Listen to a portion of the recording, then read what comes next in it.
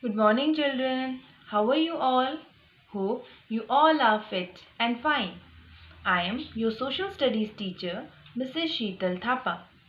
As we all know that due to corona pandemic, the whole country is struggling and the education is hampering. So, we have started giving online classes to continue our studies. Now, it will help us to cover the syllabus and maintain the flow of study. So, let us start with our syllabus. All of you take out your social studies book, that is Learn Well Social Studies. Your lesson number 1 is Evolution of Mankind. What is the meaning of evolution? Evolution means the gradual change. Mankind means human being. So the gradual change of human being. In this lesson we will study about the gradual changes of human being. Okay. Look at this picture. This is the picture of an ape. So in earlier stages, humans were like an ape. They look like an ape. They have hairy body and they could not stand straight.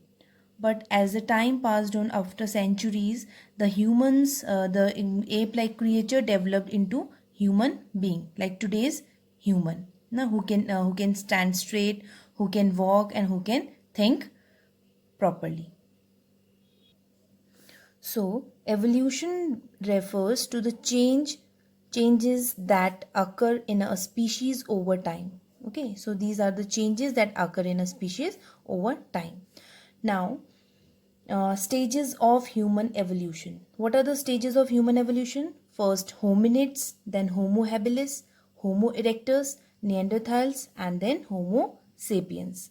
Earlier, the human, the early humans were hominids. Hominid means they were ape-like creatures. Okay, they were ape-like creatures, and from hominids only, Homo sapiens, like today's human, they developed into Homo sapiens. Okay,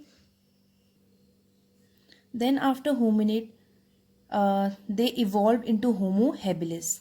Okay, they developed into Homo habilis, and now these Homo habilis, they were having bigger bodies and brains, and they were able to use tools also. Then after that they become Homo, they evolved into Homo erectus 1 million years ago. So here these humans were able to walk on two legs also, and they were the immediate ancestor of Homo sapiens, who Homo erectus, they were the immediate ancestors of Homo sapiens. Now in this stage they were having large and more complex brains. Okay. After that come Neanderthal. Neanderthals appeared 1,20,000 years ago. Now they stood upright like modern humans, like today's human, and they used tools for hunting. Nowadays we cannot see Neanderthal because they have become extinct. Now then come Homo sapien. Homo sapiens means today's human, modern human. They in this stage now a man can think.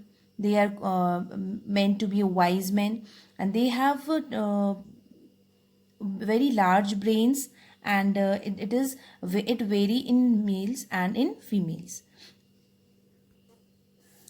Then comes sources of the study of human evolution, means how do we know about the evolution of human? What are the sources or what are the evidences of the study of human evolution? So earlier when the writing was not started, it was not developed in early days. So that time the event happened, or the whatever happened in the past, it was not recorded. So the scientists discovered the evidence of about human evolution. Now what were the evidences of human evolution? First of all, fossils. Second is artifacts. Third is utensils. Fourth is cave paintings, and the fifth is tools. So let us study about these in details. First is fossils. What are fossils? Fossils are the main source of information about the evolution of man. Now fossils are the remains of plants, animals, or humans. Means whatever the leftover were there, whatever they found left over, and they were turned into stones, or they had left impression on the stones, and by seeing the impression and by seeing the leftover, they come to know about the evidence of the evolution of humans. Then, like for example, two fossils named RD and Lucy were found in Africa. And this provide evidence of human evolution. And another important discovery was the discovery of Peking man. This is the picture of a Peking man, and in 1920s the remains of this Peking man was found near Beijing in China. And we learn from these fossils, the remains, we learn from these remains that humans migrated from Africa to Central Asia, China, Java and India. Then comes second, artifacts. What are artifacts? Artifacts are the historical objects made by humans. What were the historical objects made by humans that time? Utensils, cave paintings and tools. These were found by archaeologists.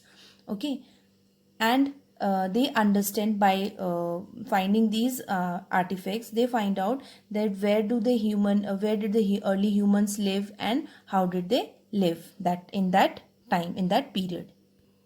Then the third is utensils.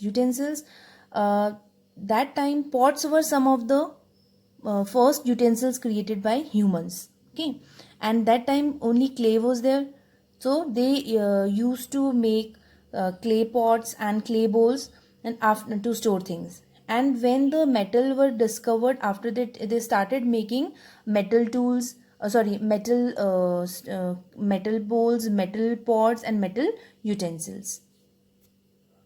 As you can see in this picture, earlier they were making clay pot, and after the discovery of metal they started making metal pots and metal utensils. Then the fourth one is cave painting. Cave painting means the painting which were made on the walls or inside the caves. So that time early humans, they used to express themselves through art, through drawing, through painting. They used to express themselves. Okay, and whatever the picture they drew that time, they depicted their lifestyle, like hunting, fishing and food gathering. Now the number 5 is tools. This is the last one. Now archaeologists have found evidence of tools. Okay, they found the evidence of tools, and it has been estimated then that in that period they used tools so that they could protect themselves and to make their life easy. And the early humans made simple tools and weapons like axe heads, hammers and choppers, and for that they used chipping stones. Chipping stones are the stones which are break into small pieces to make these simple tools. In this picture you can see the pictures of tools of early human. These were the tools of early humans. Now in this period the most of the tools were made of stones. That is why this period is known as Stone Age. So we have done this topic, human evolution, sources of study of human evolution and the stages also. I hope you all have understood these topics, and in case you have any queries regarding these topics, you can mail me and ask your queries. Now you have to make a new notebook of social studies to do the work which you will get from today, and this you have to do in good and neat handwriting. So thank you so much for today.